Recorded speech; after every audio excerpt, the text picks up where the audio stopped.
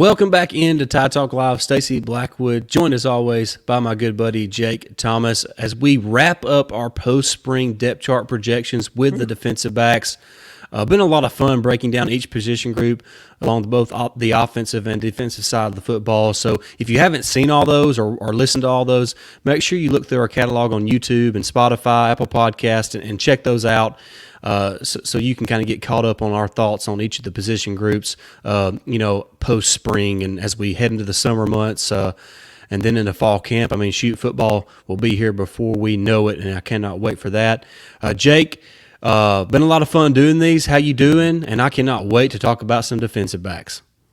Man, this group's going to be a lot of fun to break down here. But I'm doing good, man. Good to be back. And, let's get right into it, man. Yep. All right. Make sure you like, share, and subscribe today before we jump into our discussion. Smash that like button.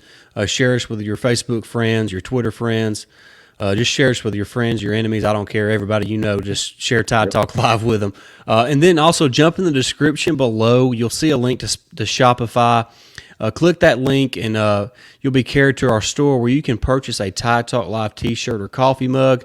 Hopefully we'll get some more products in there soon, but we would appreciate the support there as well.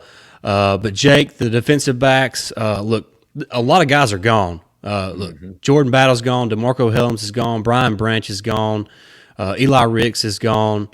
But despite that loss, I feel more confident about the defensive back group heading into 2023 than I did heading into 2022. Am I crazy, or do you feel the same way? No, man, I agree with you 100%. We have a freshman phenom, and the defensive back. It's probably going to be a safety, Caleb Downs. I mean, he's all over the field. And, I mean, he stepped on the campus and started getting first-team reps. I mean, that's how good this kid is. And we already know one side of the field is going to be on lockdown with Kool-Aid McKinstry. And so who's going to be that other corner to step up? It's probably going to be the biggest issue. But behind that, we got very, very good experience in Malachi Moore coming in as well. So, or still there as well. So, I'm really excited about the secondary this year. Yeah, I think when you talk about the defensive backs, you got to start with Kool-Aid McKinstry, Jake. One of the best corners, if not the best corner in college football. He'll be probably a top 10, top 15 pick in the 2024 NFL draft. So he's an elite player with elite skills and talent. So you got to start there. Like you said, he's going to have one side of the field locked down for the majority of every contest. But then you look at the opposite side of the field, and what does Alabama do there? They have Terry and Arnold coming back, who started a bunch of games for Alabama last year. I think he started 6 games for Alabama in 2022. So he has some experience, but you bring in a transfer in Trey Amos from Louisiana, who's a really good football player. He started, I think, like 30 games over the past couple years for Louisiana. So he's a really good player, a lot of experience. And obviously Coach Saban and company felt like they needed more depth in the defensive backfield, so they brought in both Amos and Jalen Key from UAB. Yeah. So there's some extra depth there in the back end that is really experienced and really good. And then you look, like you said, you got Caleb Downs, Malachi Moore at safety, looking like maybe Earl Little at star. How they kind of manage those guys is going to be interesting because I like Malachi Moore the most at safety. I think that's where his most natural position is at safety. I think Caleb Downs' most natural position is at safety. But then what do you do with Jalen Key from UAB? Because you brought him in for a reason. You brought him in because you thought he could play and play with the first team. So, kind of what do you do there? I know the coaching staff loves what Earl Little Jr. done during the spring at the star position. I know they're excited about the future of Terrion Arnold, but then you bring in Trey Amos. So how they kind of I don't know how they're going to set that starting lineup in the defensive back room because much like the linebackers, there's too many guys and not enough positions to go around. Yeah, I agree 100%. And one guy's who isn't going to lose their starting job, and that's Kool-Aid McKinstry. So you've got and I feel like Caleb Downs probably got a position locked down as well. He's just too good to keep off the field. But other than that, it's going to be some competition. And I know you didn't bring these transfers in for nothing, just for depth. You can get them on the field and they can play right away. So where does that leave, Terran Arnold? And I feel like you said, Malachi Moore, if he can get back to where he was at a freshman, I mean, that's when he played his best ball, was when his freshman year. And we was just overly excited about how good he was. Like, man, this is going to be a great 3 years. Kind of hit some bumps in the road, and then Brian Branch just come out of nowhere last year and took his spot. But I kind of feel, I don't know, I just feel bad for him, but Christian Story's been in the program for, it seems like, 20 years now. He just cannot break into the starting lineup. So maybe he can, continues to work hard, he might get in there as well. But I mean, he's been in there in the program for a while now, so he knows the playbook. Yeah, I'm glad you brought up Christian Story, because I think he's a guy who's, I mean, under most circumstances, he would play. Yeah. There's just been, he kind of arrived around the same time as Jordan Battle and DeMarco Hellams and those guys, so we kind of got buried behind those two players. Then you bring in an elite. I mean, I'm talking about a guy who could probably play in the NFL next year. That's just not a saying. Caleb Downs is good enough to be an NFL player at this specific moment. Yeah. 100%. So it's just kind of a little bit of bad luck on Christian Story's part, because he sat behind two guys who are now in the NFL, and they bring in a freshman who is just so dang good they can't keep him off the field. But Christian Story is a heck of a football player. He's a coach's son. He knows the game of football. He knows the Alabama playbook. The coaching staff loves him. He's a team guy. He's all about Alabama. So I'm rooting for him to kind of find a role on this team. Whether he does it or not, it remains to be seen. But the depth there is especially with the addition of Trey Amos and Jalen Key from the transfer portal.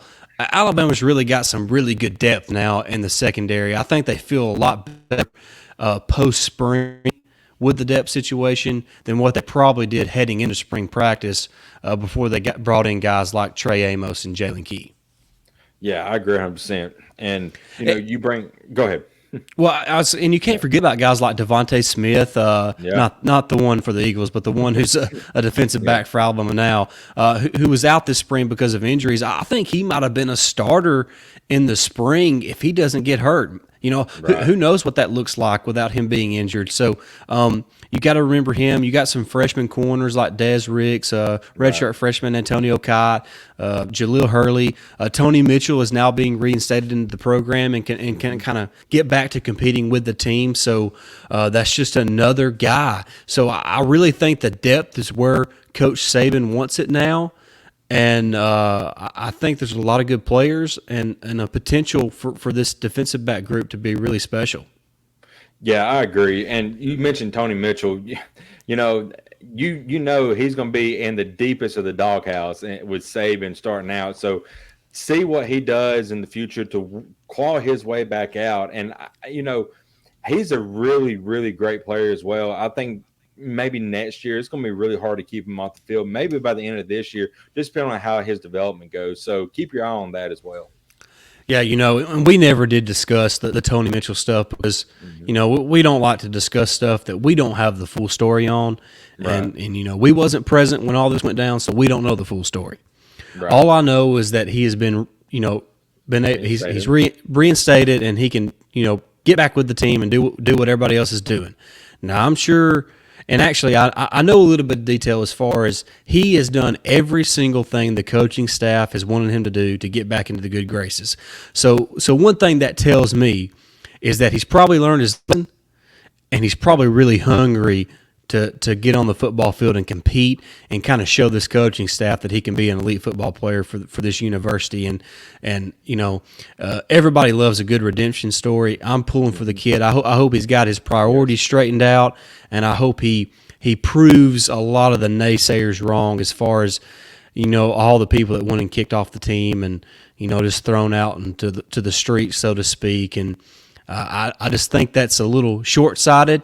I think that's a little premature when you don't have the full story, and I think Coach Saban once again has proved that his patience and his willingness to give people a second chance, I think that's going to pay off once again, and I think Tony Mitchell is going to be a great example of that.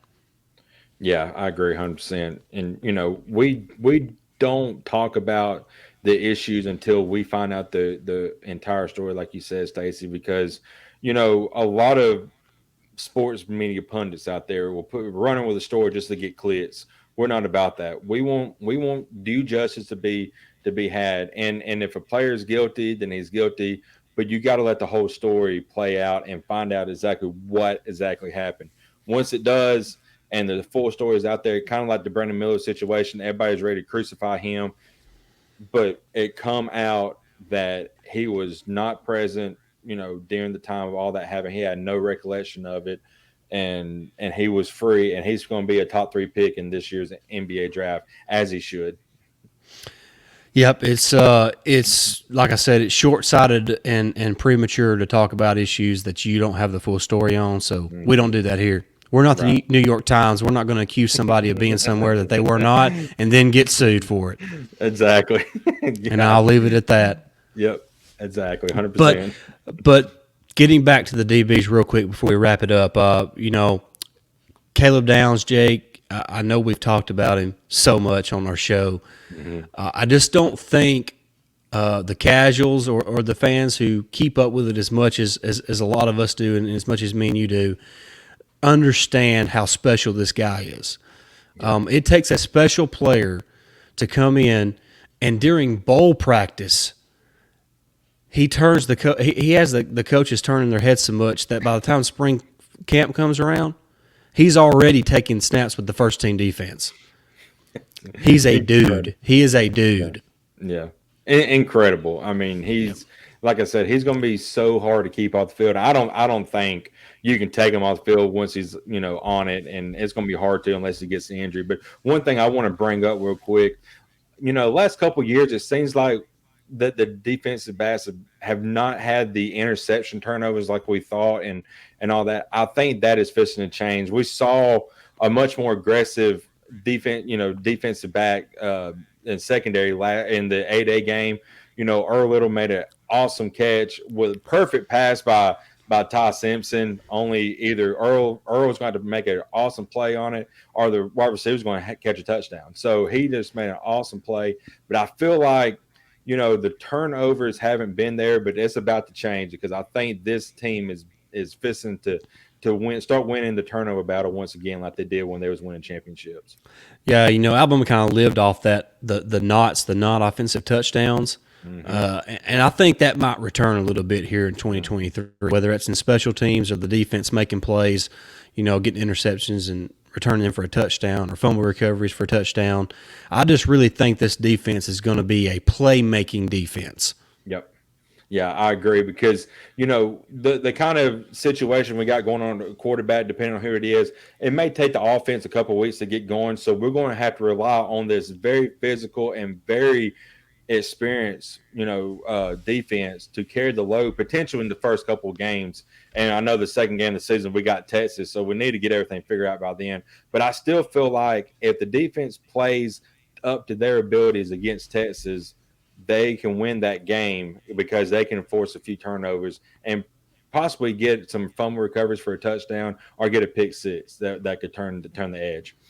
Yep. Yeah. The defense is going to have to play well early because of what's going on offensively, and them trying to figure out the quarterback situation. But excited about the DB group, because I think they can be a playmaking bunch and force some turnovers, and kind of look a little bit like the Jeremy Pruitt and Kirby Smart type defenses under Nick Saban. So if they can return to that, man, watch out, because I think this could be a special team for Alabama. I think they got a chip on their shoulder. And I think they're ready to prove something, and so we're excited about that. But that's going to wrap up our post-spring depth chart projections for the defensive backs and for the entire team. We have now completed all the depth chart projections, both offensively and defensively. Like I said earlier, you can catch up on all those on our catalog, either on YouTube or Spotify, Apple Podcast, Amazon Music, just wherever you find the podcast, you can find it there, and obviously on YouTube as well. So make sure you subscribe to the channel, smash that like button, and just support our show by clicking the link in the description to purchase a Tide Talk Live t-shirt or coffee mug, and we would greatly appreciate that. Jake, been a lot of fun. Cannot wait to get back in here. Hopefully we can get some more content out this summer. As we wrap up our depth chart projections, it's time to turn our heads and focus more on the 2023 season in itself, and kind of look at the schedule and what could happen there. And I'm excited about that as well. But that's going to wrap this episode up. Thank you so much for watching. Make sure you like, share, and subscribe. Thanks, everybody. Until next time, Roll Tide. Roll Tide.